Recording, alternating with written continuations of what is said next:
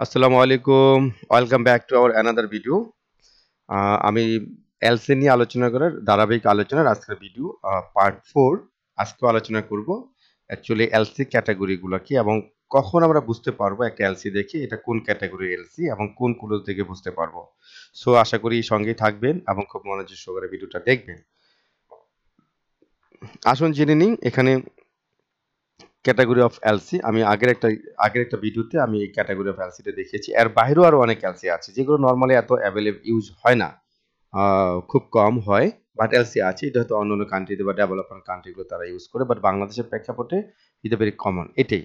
So আশা করি এগুলো বুঝতে পারলে আপনার এলসি নিয়ে আপনার কোনো প্রবলেম থাকবে না, এলসি চিনতেও আপনার কোনো প্রবলেম হবে না ইনশাআল্লাহ। So irrevocable LC, recoverable LC, confirm LC, unconfirm LC, outside LC, back-to-back LC, transferable LC, defer LC, red close বা advance LC.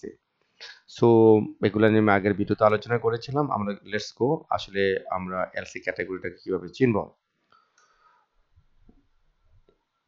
ইরেভোকেবল LC, ইরেভোকেবল letter of credit দেখতে পাচ্ছেন লেখা আছে। ইরেভোকেবল লেটার অফ ক্রেডিট কি? যে letter of credit, irrevocable letter of credit is a financial instrument which is issued to advising bank. এটা advising ব্যাংকে পাঠানো হয়। অ্যাডভাইজিং ব্যাংক হচ্ছে বেনিফিশিয়ারি ব্যাংক, যিনি সেলার, যিনি কি ভাই, যিনি সেলার।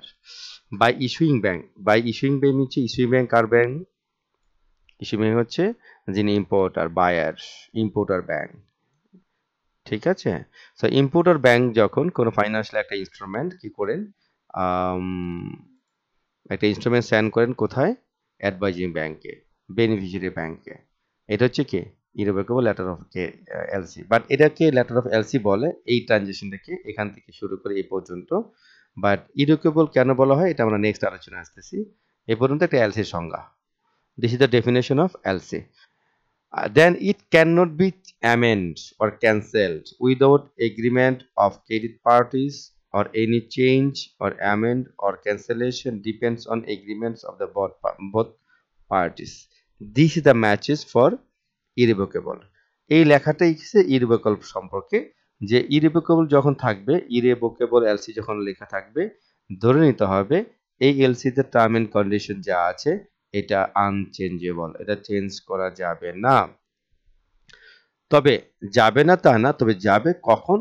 যদি বোথ পার্টিস যদি মিলে সম্মতি দেয়, বোথ পার্টিস মিউচুয়াল ইয়েতে যদি এরা এগ্রি হয় যে আমরা এই ক্লোজটা চেঞ্জ করতে পারি, কারণ যখন এলসি ওপেন করা হয় তখন হয়তো কোনো কোনো ক্লোজ নিয়ে কোনো অ্যামেন্ডমেন্ট বা কিছু একটা তারা প্রয়োজন মনে করি বা একটা সার্টেনলি ওরা মনে করতে পারে, বাট তখন হয়তো বোথ পার্টি মিলে অবশ্যই এটা মিউচুয়ালি কি করতে হবে, একটা ডিসিশন নিতে হবে, then it can be change.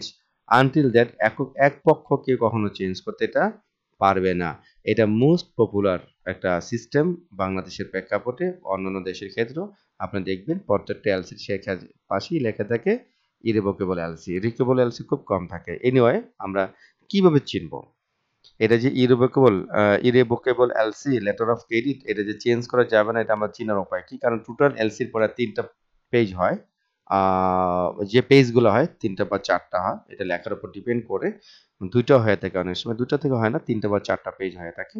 সেই ক্ষেত্রে নর্মালি এখানে অনেকগুলো ক্লোজ থাকে। 40A কোথায়? 40A ক্লোজে লেখা থাকবে যে 40A clause of LC, form of documentary credit ইরেভোকেবল।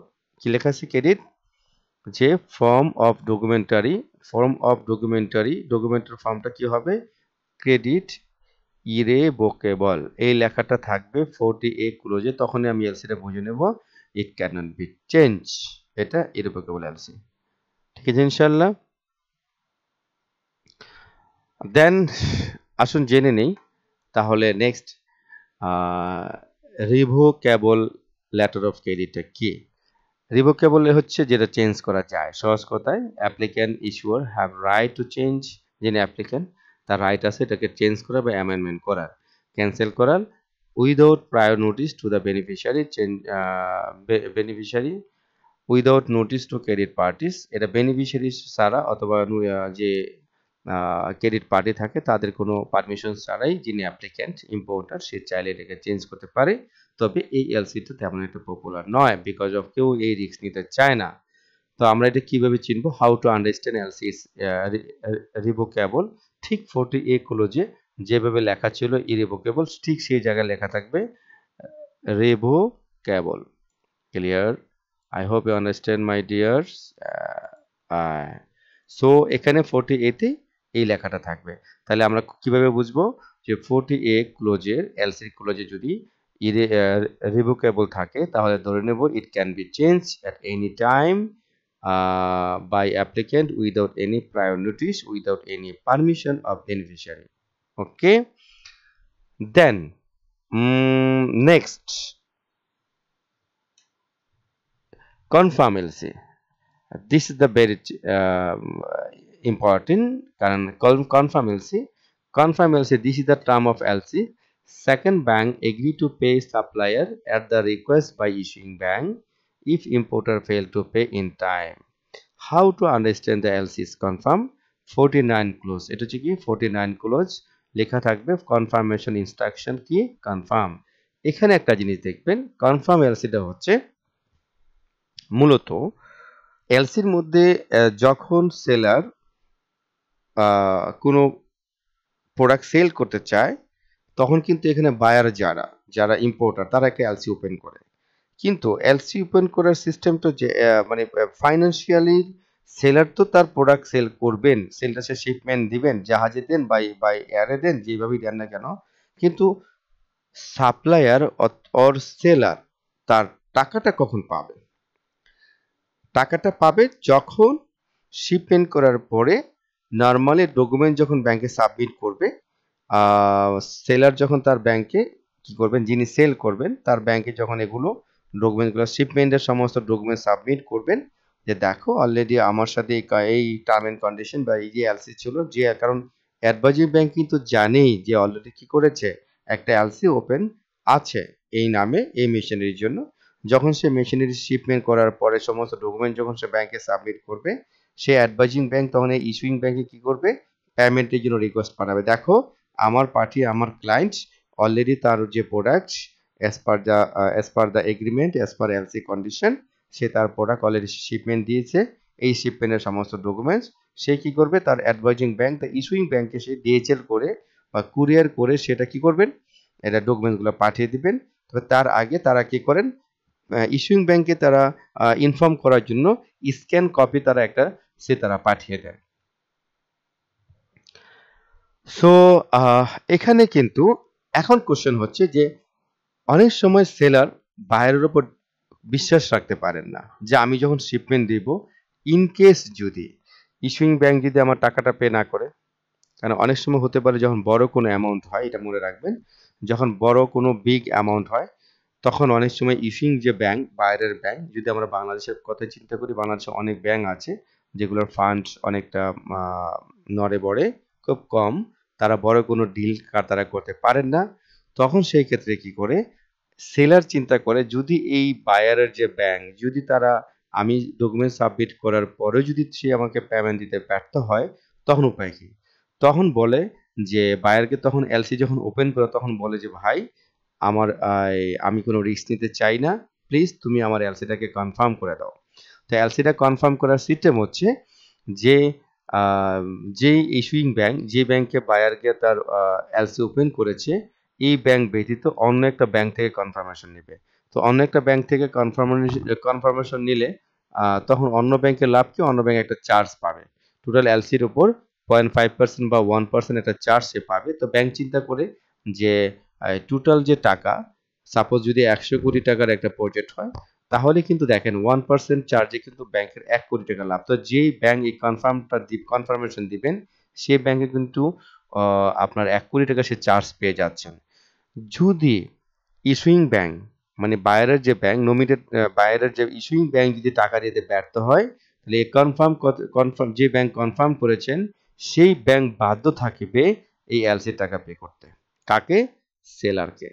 This the confirm. তো অনেক সময় যখন কোনো বায়ারের রিস্ক, কোনো সেলারের যখন কোনো সন্দেহ থাকে, বা নতুন কোনো যদি ইম্পোর্টার হয়, তাদের ক্ষেত্রে সেলার একটা বাধ্যবাধকতা দিয়ে দেয়, তুমি আমাকে যে এলসিটা দিবা সে এলসিটা অবশ্যই কনফার্ম হতে হবে, এটা মনে রাখবেন।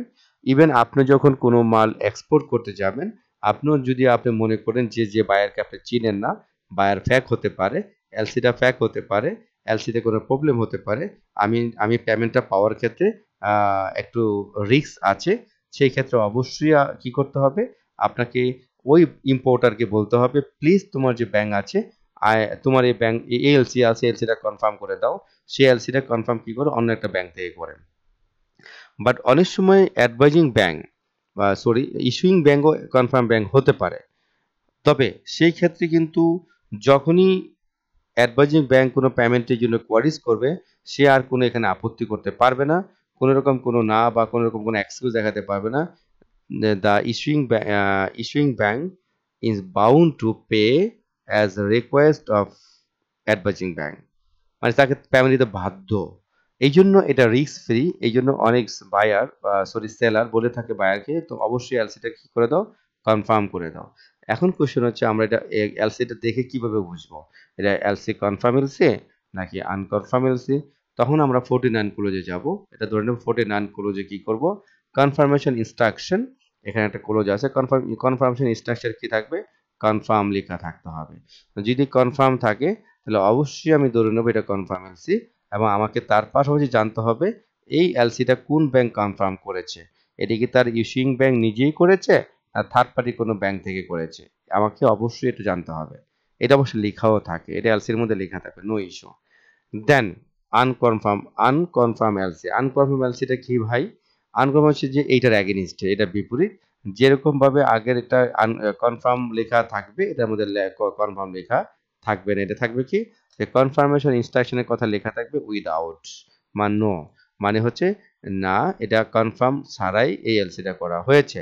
তো সেই ক্ষেত্রে একটু রিস্ক থেকে যায়, বাট যারা রেগুলার বিজনেস করেন, যদি বায়ারদের মধ্যে করে পরিচিত হয়, বায়ার এবং সেলারের মধ্যে যদি কোনো ভালো রিলেশন থাকে, কারণ এরকম প্রচুর আছে যে 5-7 বছর 10 বছর ইভেন মোর দ্যান 10 ইয়ার্স তারা একসাথে বিজনেস করছেন, প্রচুর হিউজ ট্রানজ্যাকশন করছেন, তাদের কখনো কোনো প্রবলেম হয় নাই।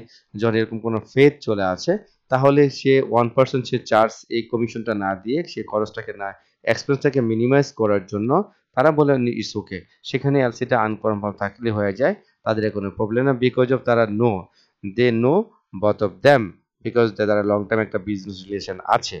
বাট নতুন যখন হয় তখনই আপনার কনফার্ম ইস্যুটা চলে আসে, এই জিনিসটা মাথায় রাখতে হবে। ওকে, আসলে আশা করি কনফার্ম এবং আনকনফার্ম এলসির যে ইস্যু সেটা অলরেডি আপনাদের ক্লিয়ার হয়ে গিয়েছে, যে একটা এলসি দেখে আমি কিভাবে চিনবো এটা কনফার্ম এলসি এবং কিভাবে চিনবো এটা আনকনফার্ম এলসি। ওকে, এবং কেন সেটা কনফার্ম প্রয়োজন হয় এবং কেন কনফার্ম প্রয়োজন হয় না, এই ডিটেলস আশা করি আপনারা বুঝতে পেরেছেন। দেন নেক্সট ভিডিও, ওকে, আজকে এই ভিডিওটা আজকের মতো এখানেই শেষ। আশা করি নেক্সট ভিডিও দেখার আমন্ত্রণ জানিয়ে শেষ করছি। আল্লাহ হাফেজ, সবাই ভালো থাকবেন, দোয়া চাই। আসসালামু আলাইকুম ওয়া রাহমাতুল্লাহি ওয়া বারাকাতুহু।